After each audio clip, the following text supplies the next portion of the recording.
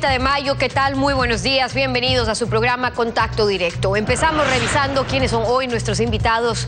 Nos acompañan Richard Martínez, ministro de Economía y Finanzas. El proyecto de ley de urgencia económica que busca atraer inversión, generar empleo y estabilidad fiscal, con exención del impuesto a la renta para las nuevas inversiones, remisión o perdón de intereses para multas y recargos, para deudas con el SRI, el Servicio de Aduanas, IES, empresas públicas y gobiernos autónomos. Las reglas para que el endeudamiento se encasille en los límites legales. Lo vamos a conversar. Y también con Patricio Alarcón, el presidente de la Cámara de Comercio de Quito. Hablaremos sobre este proyecto de urgencia económica, sus objetivos de impulsar la inversión privada, reducir el déficit fiscal y promover el empleo adecuado. El costo-beneficio del sacrificio fiscal. Lo vamos a analizar.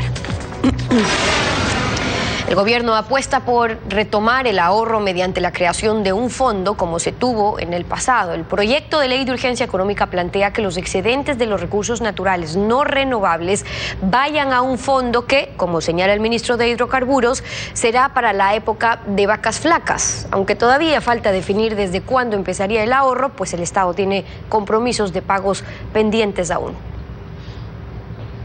Luego de que el expresidente Rafael Correa eliminó en 2008 el Fondo de Estabilización, Inversión y Reducción del Endeudamiento Público y otros fondos de ahorro, 10 años después, el gobierno de su sucesor, Lenín Moreno, propone la creación de uno nuevo. El proyecto de ley de fomento productivo y atracción de inversiones plantea que los ingresos extraordinarios provenientes de la explotación de recursos naturales no renovables, por ejemplo el petróleo, se destinarán a la generación de un fondo de estabilización fiscal que permita garantizar la sostenibilidad de las cuentas públicas y principalmente los programas sociales. El ministro de Hidrocarburos, Carlos Pérez García, apoya la iniciativa. Un fondo que se debería guardar para la época de las vacas flacas. El asunto es determinar de cuánto de los excesos se va a ir poniendo en ese fondo. El presupuesto general del Estado de este año se calculó con un precio del barril de crudo de $41.90. Sin embargo, en los últimos días, el barril de crudo ecuatoriano se ha cotizado a un promedio de $62. Esto significa que el Estado tiene un ingreso adicional de aproximadamente $20 por cada barril de petróleo. Pero el ministro Pérez asegura que por el momento ese excedente sirve para otras prioridades. Nosotros tenemos todavía un déficit fiscal que hay que compensar y eso tenemos que resolverlo.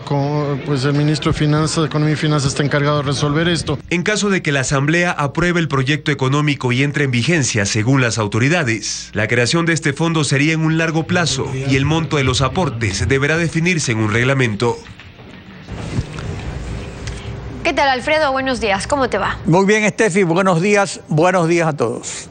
Lo primordial, que el fondo esté específicamente destinado al fortalecimiento fiscal en caso de caída del precio del petróleo, como es en Noruega, o del cobre, como es en Chile.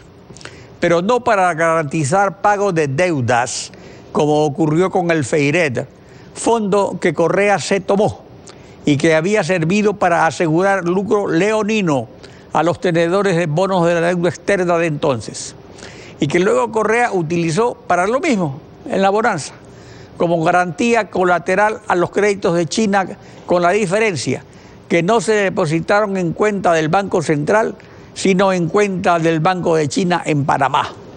Estos fondos no deben servir para garantizar deudas a chinos ni a norteamericanos, sino para garantizar al pueblo ecuatoriano que no le vuelvan a clavar más impuestos cuando caigan los ingresos petroleros del presupuesto.